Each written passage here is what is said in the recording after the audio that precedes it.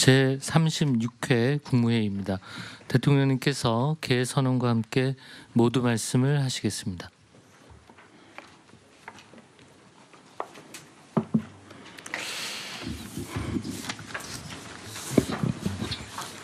네, 제36차 국무회의를 시작하겠습니다.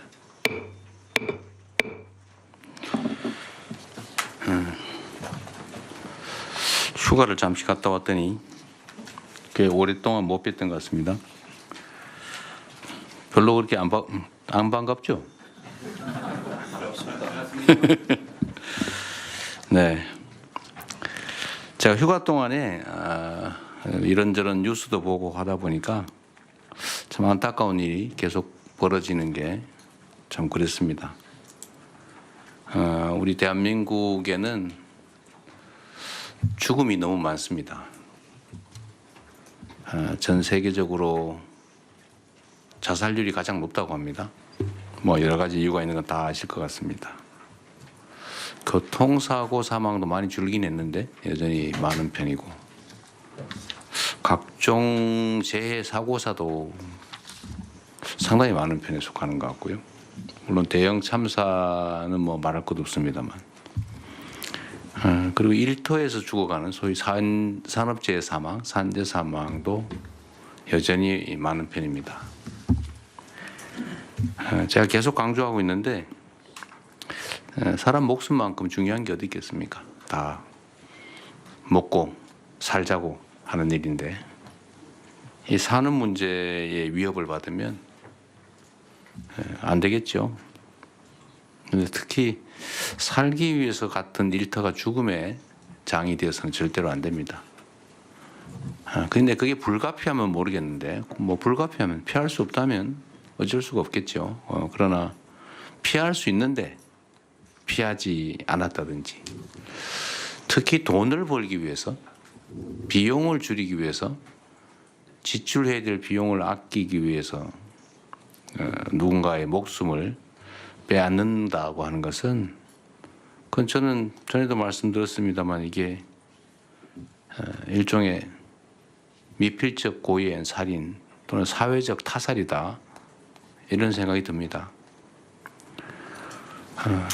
전에 우리 토론할 때 산업안전보건법이 정하는 안전규정을 지키지 않았을 때 처벌 규정이 있냐 없냐 또 확인했는데, 그 후에 보니까 처벌 규정이 준비가 되어 있더군요.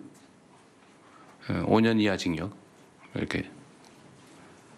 그래서 안전조치 없이 작업을 하는 거를 당연시하고, 뭐 사고 나면 그때 비로소 안전조치를 했나, 규정을 지켰는가, 이런 걸 확인하는 경향이 있던데, 이걸 사전적으로 예방해야 되지 않을까 싶어요. 근데 안전조치를 왜 안 하느냐? 뭐 근본적으로 따져보면 돈 때문이죠. 결국 목숨보다 돈을 더 귀하게 여기는 이 잘못된 풍토가 근본적 원인인 것 같습니다.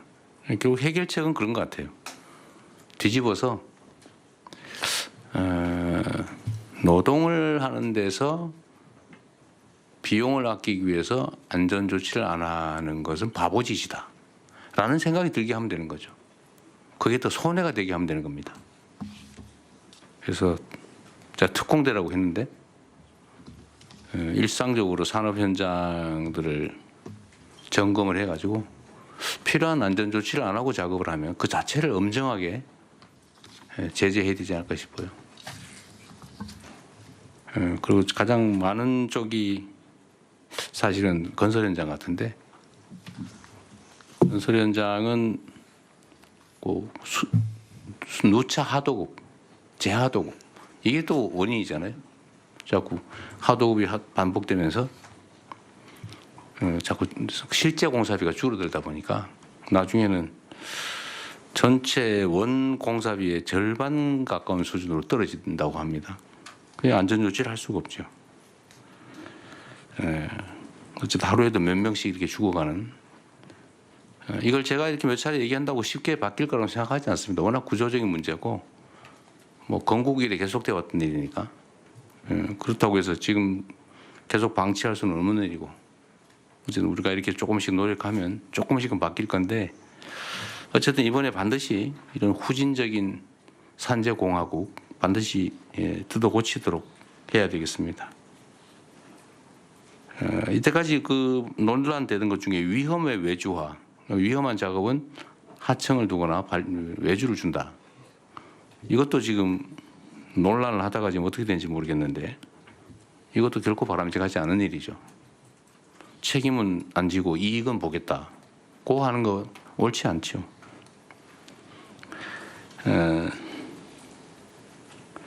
어쨌든 제도가 있는 범위 내에서 할 수 있는 최대치의 조치를 해 주시도록 하고 오늘 이제 회의 주제 중에 이게 있죠. 다시 한번 실제로 어떤 게 가능한지 체크해 보겠습니다. 필요하면 관련 법을 개정해서라도 이런 후진적인 산재공화국을 반드시 벗어나도록 해야 되겠습니다. 또 비슷한 측면의 문제이긴 한데요. 요새 외국인 또는 사회적 약자들에 대한 이런 인권 침해나 폭력, 차별이 문제가 되는 경우가 많아 보입니다. 최근에 우리 사회 일각에서 특히 외국인들에 대한 혐오, 차별, 폭력 이런 것들이 잇따르고 있습니다. 얼마 전에 보니까 대림동 또 중국 외교공간 앞에서 표현의 자유라고 하기가 어려운 표현의 자유를 넘어서는 욕설과 폭력이 난무하는 혐오 시위 이런 게 벌어지기도 했습니다. 이런 모습들을 다른 나라에서 봤을 때 과연 대한민국이 어떻게 보일지 한번 생각해 봤으면 싶습니다. 다양성과 포용성을 중시하는 민주주의 모범 국가라는 우리 대한민국의 위상에 결코 걸맞지 않은 모습들입니다. 전 세계가 K문화에 열광하면서 우리를 주시하는 상황에서 대한민국의 국익 그리고 국격에도 부정적인 영향을 미칠 게 분명합니다. 관계 당국은 이주노동자 또는 외국인 또는 사회적 약자들에 대한 부당한 차별 또 인권 침해 이런 것들이 재발하지 않도록 필요한 조치를 철저히 취해 주시고 혹시 필요하다면 제도적 보완책도 마련해 주시기를 당부드립니다. 최근에 대북 확성기를 저희가 철거를 하고 있습니다. 근데 이게 뭐 전체인지 아닌지 모르지만 북측에서도 일부 확성기를 철거하고 있다고 합니다.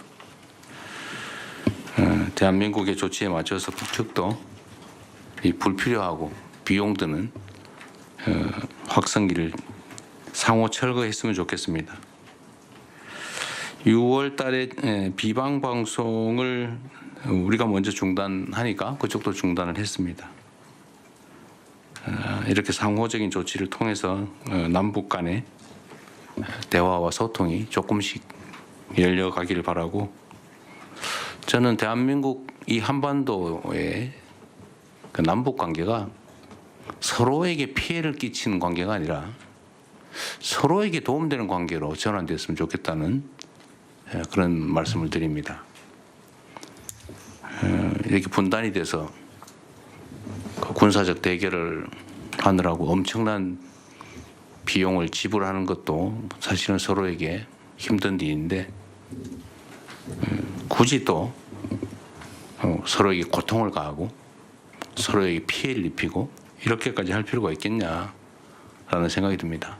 가급적이면 대화도 소통도 다시 시작해서 서로에게 도움이 되는 그런 관계로 또 평화와 안정이 뒷받침되는 한반도를 통해서 각자의 경제적 환경도 개선했으면 좋겠다는 말씀을 드립니다. 이상입니다. 네, 이후 회의는 국무총리께서 진행해 주시겠습니다. 의안 심의는 비공개로 진행되오니 언론인 여러분께서는 협조해 주시기 바랍니다.